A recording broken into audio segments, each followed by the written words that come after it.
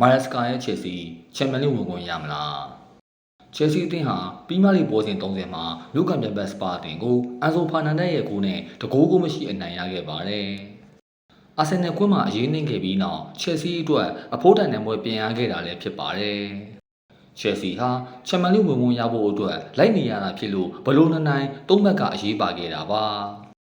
ရာသီကုန်ကနေအချိန်ဖြစ်နေတာကြောင့်ရလက်ကအရေးကြီးတဲ့အပိုင်းမှာတစ်ချိန်တည်းမှာပဲကစားခြင်းတဲ့ပုံစံနဲ့လိုချင်တဲ့ရလက်ထွက်အောင်စူးစမ်းမယ်လို့နီးပြမာရက်စကာကပြောပါတယ်။အသင်းရဲ့ချန်ပီယံလိဝင်ခွင့်အတွက်လက်ချံပွဲတွေကိုရလက်ကောင်းအောင်ကစားရမယ်လို့သူကတတိပေးတာပါ။ရာသီကုန်ရက်တည်မှုအရထိဆုံးလေးတင်းဝင်မယ်လို့အခိုင်အမာယုံကြည်နေပါတယ်။ပွဲစဉ်30အပြီးချယ်ဆီဟာ15ပွဲအနိုင်ရက9ပွဲတည်10ပွဲရှုံး52မှတ်နဲ့အဆင့်4ကိုတက်လာသလိုမန်စီးတီးအသင်းကိုတမတ်ပြတ်ထားပါပြီ။သူ့အထက်က Nottingham Forest နဲ့9မှတ်အာဆင်နယ်အသင်းနဲ့9မှတ်အထိကွာဟနေပါတယ်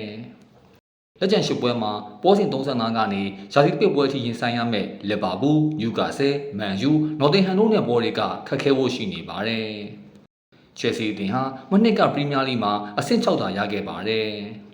ဒီနှစ်တန်ပွဲမှာချန်ပီယံလိဝင်ခွင့်ရမလားဆိုတာကအသင်းတွေကြားအမှတ်ကွာဟမှုကျင်းမြောင်းနေလို့နောက်ဆုံးအချိန်ထိရင်ခုန်ရမယ်လို့ဆိုကြပါတယ်။